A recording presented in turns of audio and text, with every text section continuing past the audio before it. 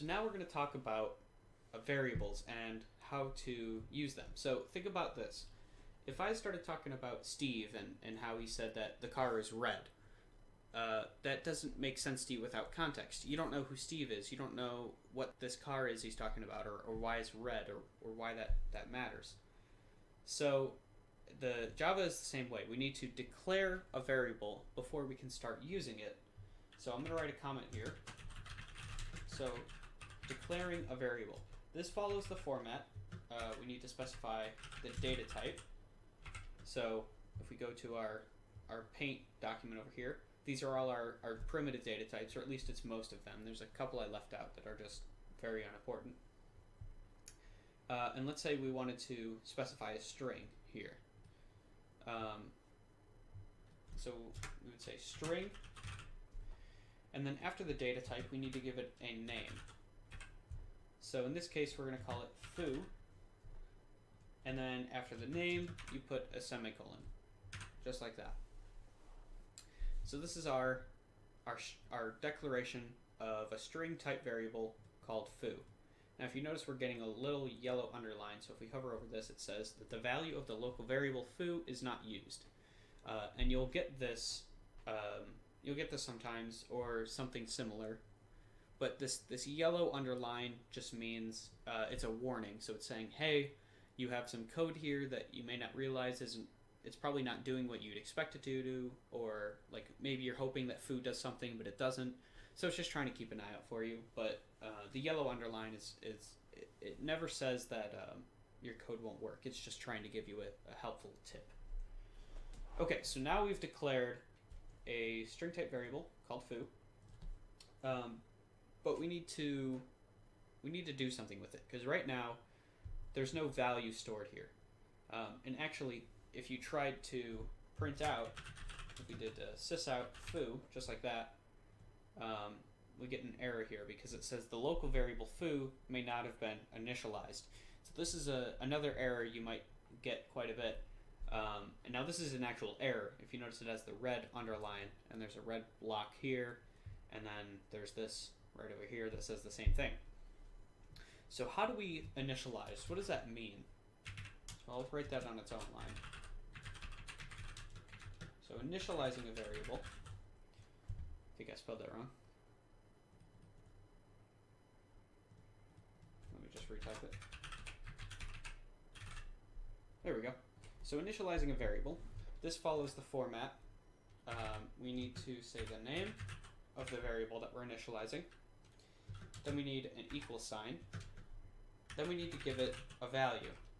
And then we use the semicolon at the end. So for example, our variable's name is foo. That's the name we assigned it up here. So foo, and then equals, and then some value. So we're going to say hello world, which is exactly what we have up here, right? System.out.println hello world. But if you notice, instead of system.out.println hello world, we're putting, it keeps happening, we're putting the words, the string hello world into this variable called foo, and then we're printing out foo. So if we run this, it's not going to print out the word foo. It's going to print out the words hello world, because that's the value that's stored in this variable called foo.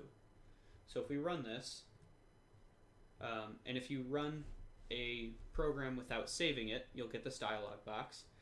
And it's just saying, do you want to save it before you run the program? And I would just say, check this checkbox right here that says always save it before you run, and then hit OK. So it prints out the words hello world. Now if we put some quotes around foo, like that, and ran it again, well, now it printed out the word foo, because we put foo in quotes. So that's what the quotes are doing. It's turning in whatever text we put inside the quotes, it turns that into the string. It creates a value. In this case, we're not talking about the word foo. We're talking about the value that's stored in this variable called foo.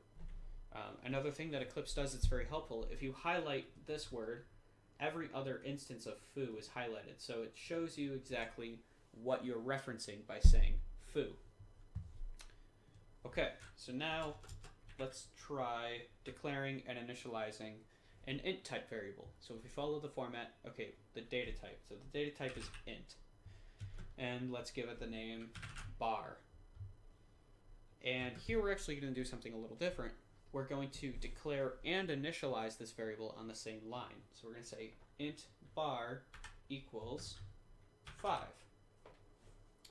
So you can declare and initialize on the same line. In fact, if you can, I would advocate that you do so, just to make everything faster and easier. And this is actually slightly more readable, and it also decreases the room for error in case you forget to initialize something and then you run it and you get a null pointer exception, which happens if you try to work with null. Okay. So now that we have int bar equals 5, we can say sysout 5, or not 5, I'm sorry, bar. So again, this is referencing the variable called bar. So if we print it out, it shouldn't print the word bar, but rather the number 5, just like that. Okay, so that's the basis of declaring and initializing variables. In the next video, we're going to talk about performing operations on those variables, which is, the real important part. That's the skeleton of why we use variables.